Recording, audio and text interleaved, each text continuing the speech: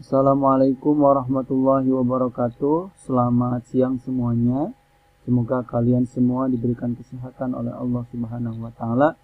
Sebelum kita memulai, marilah kita awal dengan berdoa. Berdoa dimulai. Oke, terima kasih. Semoga proses pembelajaran kita dari awal hingga akhir bisa berjalan dengan baik dan bermanfaat. Amin ya Allah ya Rabbal alamin. Pada kesempatan ini kita akan melanjutkan materi pendidikan agama Islam pada materi baru. Di sini saya menggambarkan peta daerah Spanyol yang sekarang namanya Spanyol, dulu adalah Andalusia, dan ini adalah tepat di Baghdad. Ya, ini adalah salah satu masjid ternama yang ada di sana. Ini adalah salah satu visualisasi gambar kartun masjid yang ada di sana. Hari ini kita akan belajar tentang pertumbuhan ilmu pengetahuan pada masa Abbasiyah. Waktu itu kalian sudah pernah membuat map, dan sekarang Pak Fahmi akan menjelaskan secara detail terkait pertumbuhan ilmu pengetahuan pada masa Abbasiyah. Oke. Sebelum kita masuk pada materi, perlu kita sama-sama renungkan bahwa Islam pernah mengalami puncak kejayaan. Puncak kejayaan atau puncak keemasan peradaban Islam itu ada di abad ke-8. Itu periode kekuasaan Harun ar-Rasyid. Citra dunia Islam begitu terkenal dan terpengaruh dan mengalami puncak kejayaan yang luar biasa. Ini adalah ilustrasi peta dan tata ruang Baghdad, di mana di sini dijuluki adalah cahaya peradaban dunia. Dan namanya ini adalah Baitul Hikmah atau Bait al-Hikmah. Bait itu rumah, al-Hikmah itu penuh dengan hikmah, penuh dengan rahasia. Nah, jadi di sini adalah rumah yang penuh dengan rahasia.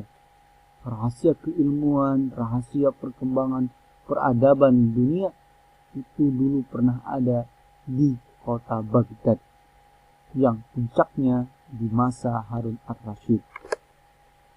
Nah, apa yang berkembang, apa yang menjadi peradaban di bidang sosial, kesehatan, pengetahuan, kebudayaan, pendidikan, dan lain sebagainya itu berkembang di masa Abbasiyah. Nah, pemerintah Daulah Abbasiyah itu didirikan oleh Abdullah al-Safah ibnu Muhammad ibnu Ali ibnu Abbas. Abdullah al-Safah ibnu Muhammad ibnu Ali ibnu Abu Abbas. Jadi Abu Abbas itu Abbasiyah. Jadi Abbasiyah ini diambil dari pendirinya yang paling pertama, yaitu Abdullah al-Safah ibnu Muhammad ibnu Ali ibnu Abbasiyah. Dan ini rujuknya atau keturunannya dari kalangan Bani Hashim atau keturunan Nabi Muhammad SAW. Nah, rentan kekuasaan Daulah Abbasiyah pada waktu itu dari mulai 132 Hijriah sampai 656 Hijriah. Begitu lama dan panjang sekali rentang kekuasaannya. Dan periodenya itu ada 5 periode atau 5 masa, 5 fase yang terjadi pada Daulah Abbasiyah.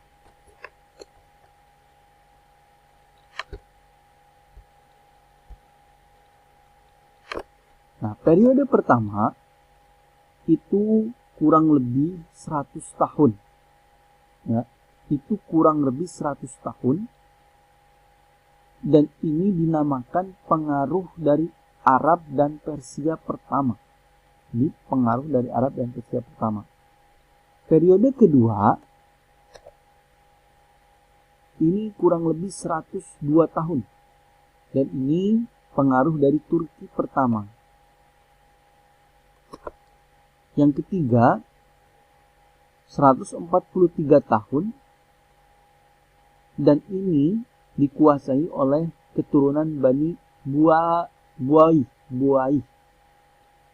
Dan ini termasuk pengaruh dari Persia kedua. Kemudian periode keempat itu kurang lebih 113 tahun. Ini dikuasai oleh dinasti Bani Seljuk. ini pengaruhnya datang dari Turki kedua. Yang memimpin adalah Raja Seljuk Agung. Yang kelima, 66 tahun ini terjadi pembebasan khalifah dan banyak pengaruh dari dinasti-dinasti lain, dan disinilah terjadinya invasi bangsa Mongol dan kehancuran Daulah Abbasiyah di periode terakhir.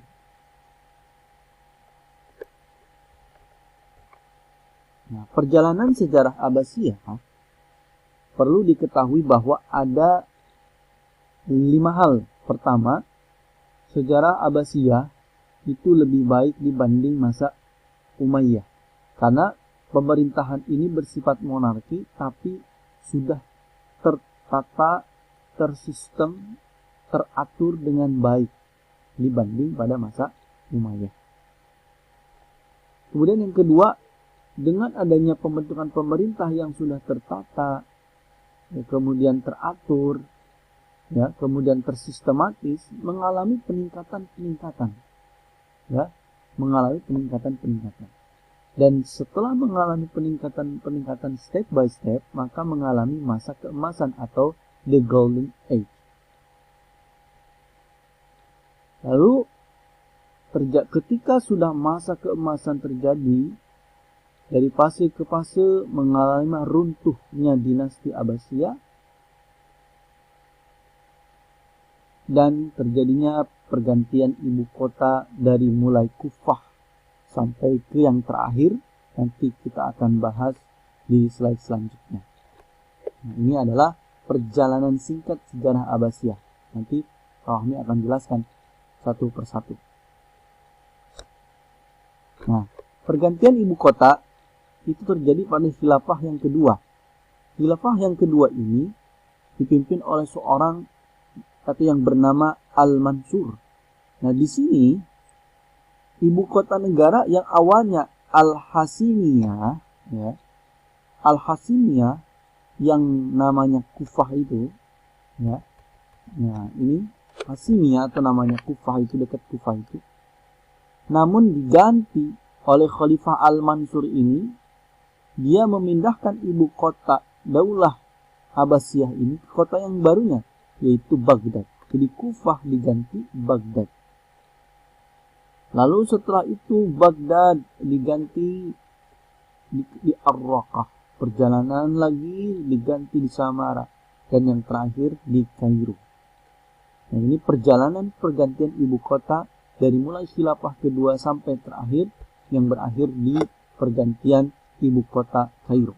Pertama Kufah, ganti di Baghdad oleh khalifah yang kedua, kemudian ke Ar-Raqah, Samara, dan terakhir di Kairo.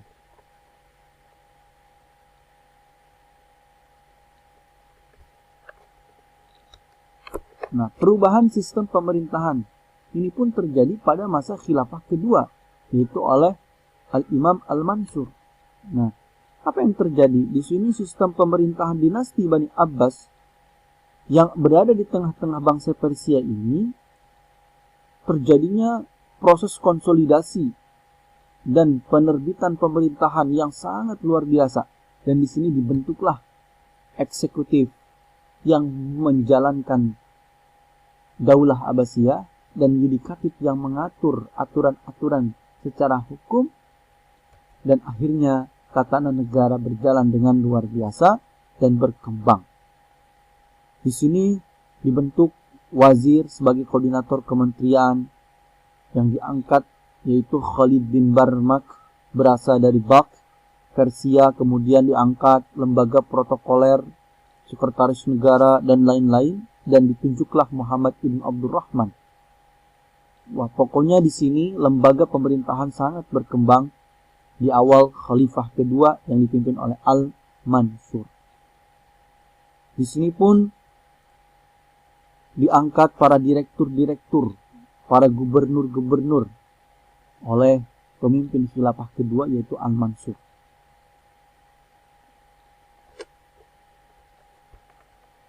Peningkatan dinasti Abbasiyah atau khalifah ini terjadi pada khalifah ketiga.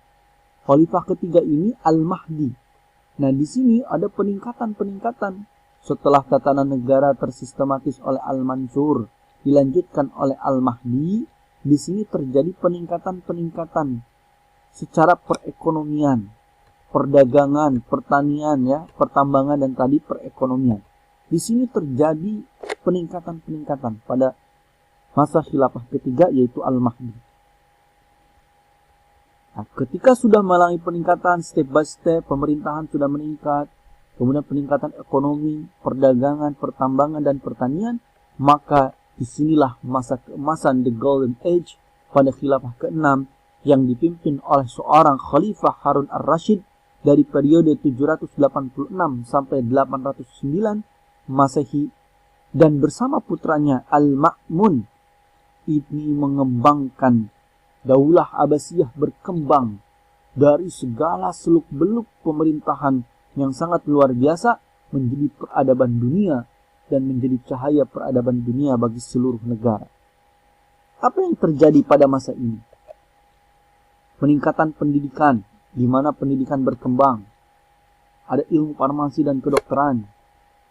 Ada ilmu sosial, budaya, ilmu kesenian, seni rupa, dan lain-lain. Seni lukis, kemudian pemerintahan yang terus berkembang, ilmu arsitektur. Maka arsitek-arsitek di luar sana itu sangat menarik dan unik.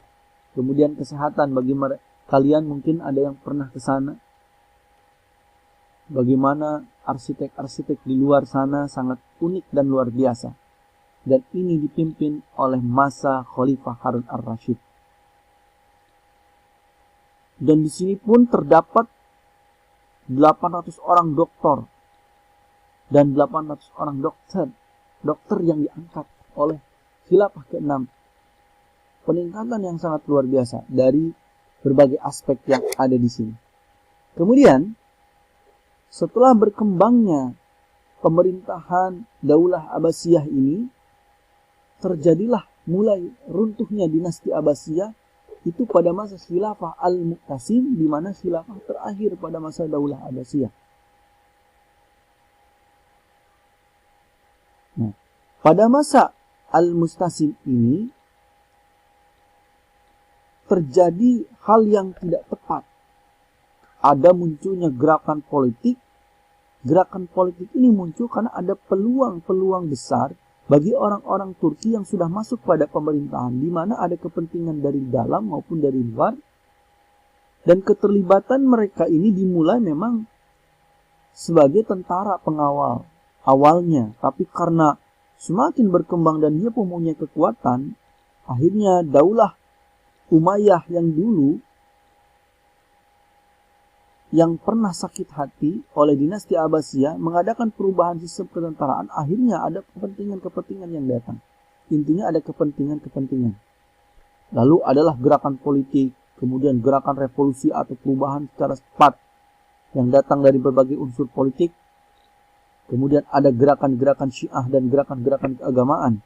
Ada yang dinamakan gerakan revolusi Al-Khawarij dari Afrika Utara, gerakan Zindik dari Persia, gerakan Syiah, dan konflik-konflik antar bangsa, antar sesama, dan aliran-aliran pemikiran agama yang tidak pernah ketemu solusinya, akhirnya mengalami perpecahan, dan akhirnya runtuhnya dinasti Abbasiyah dari dalam dan dari luar, terbentur dan hancurlah dinasti Abbasiyah yang sudah berkembang dan pernah menjadi cahaya peradaban dunia, berakhir pada Khalifah Al-Mu'tasim.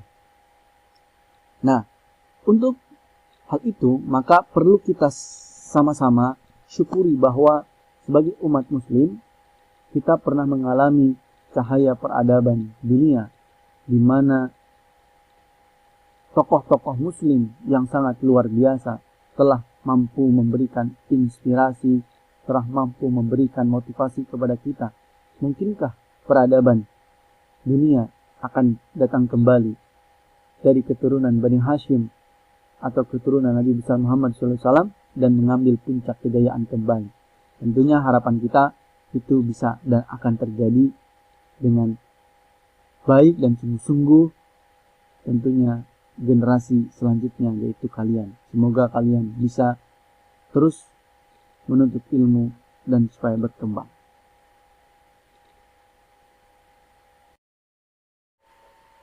Setelah runtuhnya dinasti Abbasiyah pada masa Khalifah Al-Mu'tasim, karena faktor gerakan politik, gerakan revolusi, dan gerakan Syiah, maka perlu diketahui bahwa hasil dari masa keemasan harus kita sama-sama syukuri. Karena di masa keemasan ini banyak hal yang bisa dan mewarisi pada keilmuan Islam, dan sampai pada akhirnya sekarang berkembang ilmu-ilmu yang berawal dari peradaban cahaya dunia, yaitu dari Bani Abbasiyah. Pertama, ada bidang ilmu filsafat. Ilmu filsafat ini mohon dicatat, yang terkenal itu Abu Nasyar Muhammad bin Tarhan yang dikenal dengan Al-Farabi. Selain Al-Farabi, ada juga yang ahli bidang filsafat, Ibnu Sina, Al-Ghazali, Al-Kindi, Ibnu Rushdi. Itu orang-orang yang paham dengan ilmu filsafat. Yang kedua, ilmu kedokteran. Ilmu kedokteran pasti kalian tahu siapa yang terkenal dalam ilmu kedokteran. Tokoh cendekiawan Islam di bidang kedokteran ini adalah Jabir bin Hayyan yang dikenal sebagai bapak ilmu kimia. Namanya Jabir bin Hayyan, itu di bidang ilmu kimia. Kemudian Hunayyan bin Ishaq yang dikenal sebagai ahli penerjemah buku-buku asing. Kemudian ada Ibnu Syahal Ar-Razi, ahli penyakit campak dan cacat. Dan ada Ibnu Thabit, Ibnu Qura. Ya. Dan mungkin salah satunya yang populer Ibnu Sina. Kemudian yang ketiga, ilmu di bidang matematika. Yang terkenal adalah Muhammad Ibnu Musa Al-Khawarizmi, penemu huruf 0. Ya, penemu huruf 0 adalah ilmuwan dari Islam. Namanya Al-Khawarizmi. Yang dengan bukunya Algebra, Geometri, Ilmu Matematika itu berawal dari ilmuwan Islam. Kemudian Umar bin Farukah. Kemudian Badu Musa, ilmu mengukur permukaan datar dan bulat. Kemudian Al-Jabar itu adalah dari Muhammad Ibnu Musa Al-Khawarizmi. Ya, itu cendekiawan Islam. Kemudian ilmu falak atau ilmu perhitungan. Yang biasanya ilmu falak ini yang terkenal adalah Abu Masyar Al-Falaki. Abu Masyar Al-Falaki ini seorang tokoh yang paham sekali dengan Isbatul Ulum dan Haikatul Falak, di mana ilmu falak ini biasanya digunakan untuk menghitung awal bulan, awal Ramadan, akhir Ramadan. Nah, ini kemudian terjadinya gerhana zodiak ini di ilmu falak sudah dipelajari dalam ilmu agama. Kemudian ada Zabir Batani membuat teropong bintang. Raihan Bairuni itu bukunya Al-Farul Baghiyah. Kemudian Istakhrajul Autad. Nah, ini adalah karangan-karangan ilmuwan-ilmuwan dari Islam, cendekiawan Islam. Yang terkenal adalah Abu Masyar Al-Falaki. Kemudian bidang astronomi.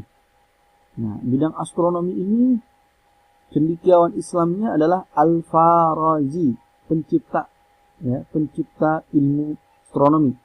Itu juga dari cendekiawan Islam.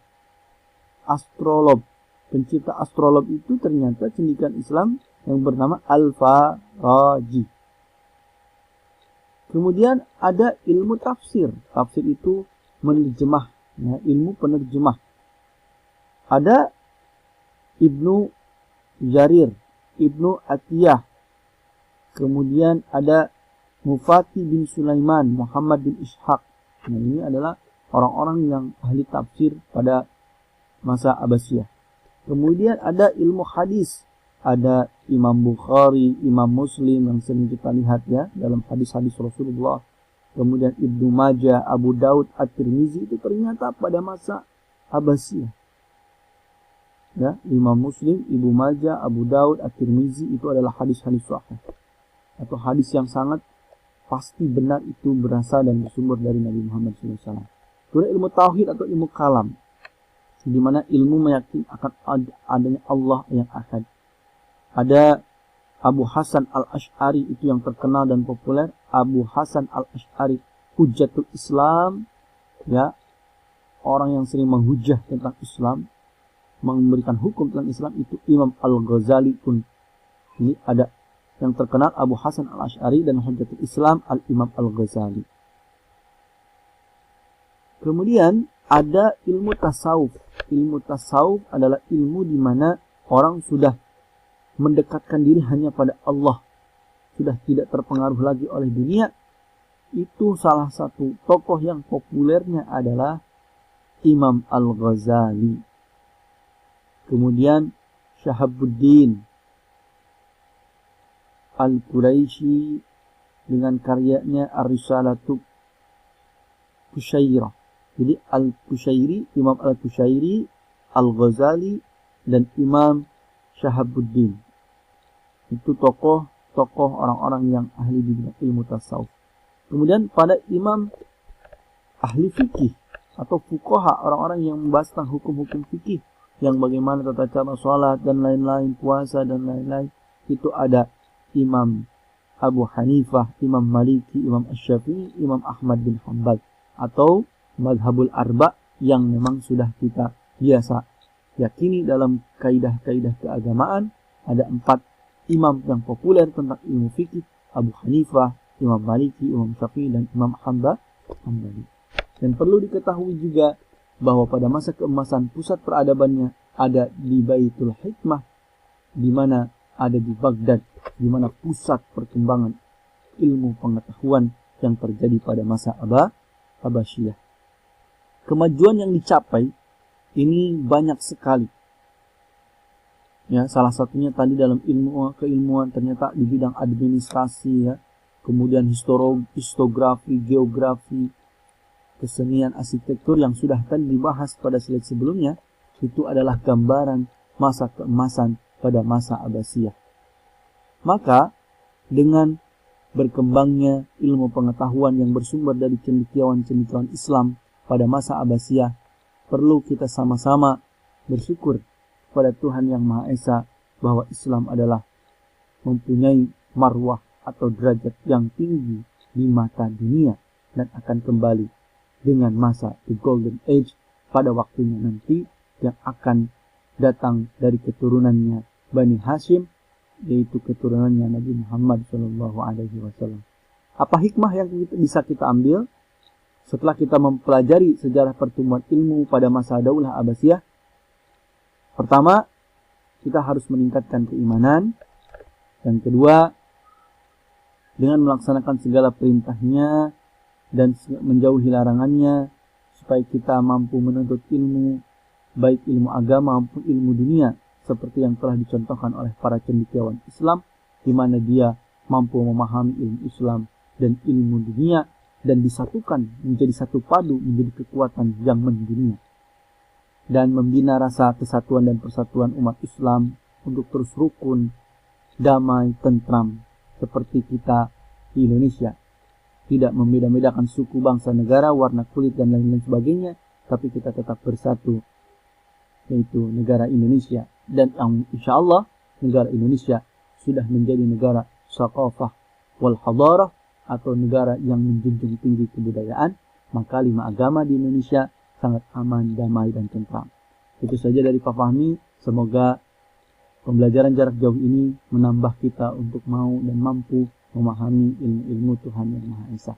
Terima kasih. Semoga bermanfaat. Assalamualaikum warahmatullahi wabarakatuh.